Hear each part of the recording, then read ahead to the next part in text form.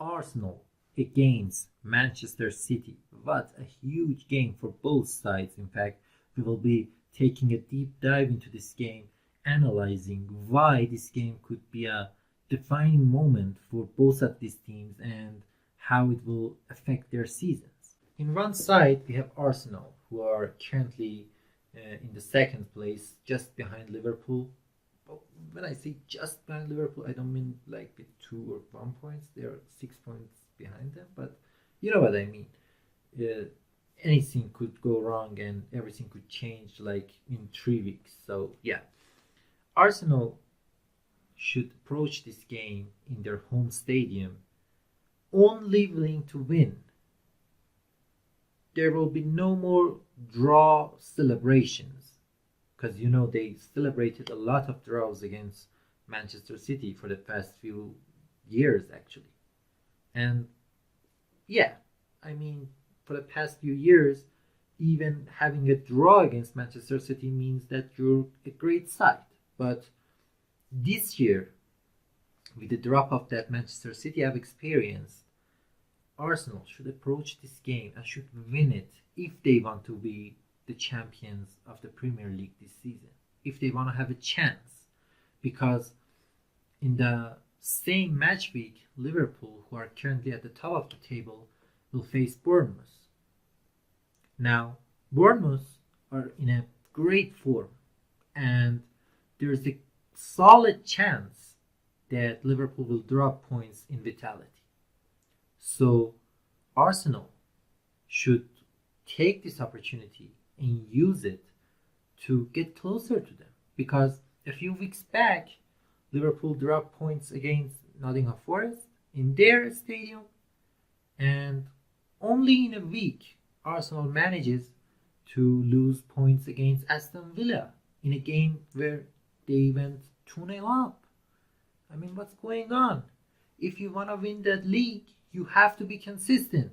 And I know you're having injuries and you don't have a finisher, a natural finisher, but come on, you're Arsenal and you're 2 goals ahead.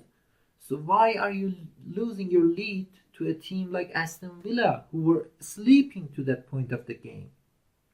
Arsenal cannot do that against Manchester City. Man City have won their game against Club Brugge, and they've stayed in the UCL competition, but it doesn't mean they're back. They're having an off season, let's be honest. They're in a top 4 fight. So, approaching this game, Arteta and his players should only have one mentality and one goal: to win that game in their own home stadium against their own fans. If Arsenal loses this game or even drops points, their season's absolutely over. Until this game, whoever said, "Oh, Arsenal's not going to win the league," me as a Liverpool fan said, "No, don't don't even say that because it's Premier League. Anything could happen." We've seen City sides going 14 points behind and coming back and winning it. So Arsenal can do that too because Liverpool, as good of a side that they are, they will drop points to the into the last games. They will because they're still in the all competitions. Their players are getting burned out. People like Gravenberch. So yeah, Arsenal should be taking their opportunities to approach Liverpool and getting past them. In the other side, we have Manchester City, who, as I said, they are actually in a top 4 race, and they'll be fighting Nottingham Forest, Newcastle, Chelsea, and even Bournemouth to get to the UCL for the next year. And this game is very important. If you go and defeat Arsenal, the spirit that will raise in the dressing room and among the fans will help you throughout all the season, you know? But if you go there and lose, everyone's be like, oh no, they're not back. Pep's not back. I mean, maybe a draw for City will be good enough. Maybe. It's not as bad as losing. But as a football fan, I actually expect both these sides to go to this game and give everything they have to win it. The one thing that bothers me the most about these two sides is their level of ambition. Because we all knew that if City were to drop off, it would be Arsenal to rise and win the league. That's what we expected from them because they were great for the last 2 seasons. But City drops off and now Liverpool are winning the league. And that's where ambition comes along because Arsenal have Bukayo Saka out for the rest of the season. They have Gabriel Jesus out. I mean, Jesus isn't even a good player in the first place, but having him out leaves you no choice to sign someone. You need it. If you want to win the league, if you want to win the Champions League, you have to win. You have to go and sign someone who can improve this team. And it's not even a hard job to do because, as I said, Arsenal already don't have enough forwards. You can go and sign someone like, I don't know, Oli Watkins. Someone in the level of Solanke. And they will all improve Arsenal. They guarantee goals. 3 or 4 goals can make a lot of difference in this side for the rest of the season.